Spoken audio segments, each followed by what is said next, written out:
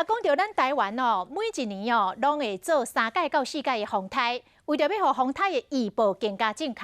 台湾大学海洋研究所的一个教授率领着扑标的团队，收集到史上第一回超级风台的中心沿路扫过相关的资料。今年的4月，登就国际期刊，未来预测风台会更加准确。 数据是好的，还要换。人看这浮伫海上小小的装置，这个浮标的系统是帮忙收集到超级风台的海洋相关资料，嘛显露风台内关键时刻有关气象、海象甲海平面的水位数字。 根本没有浮标资料来提供海面的观测资料。那我们这次呢，就是突破困难，在台风的热区里面布放了2个浮标资料，能够及时提供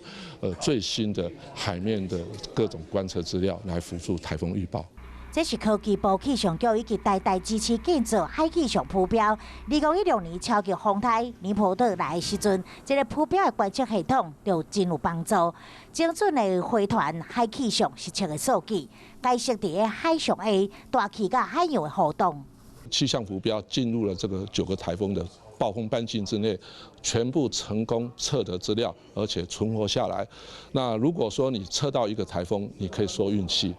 测到9个台风全部成功，而且仪器没有断掉漂的，那这个是我们非常引以为傲的。这项研究嘛，登上今年4月国际期刊《自然通讯》6月团队要召集2组的浮标，前往西北太平洋预测风台。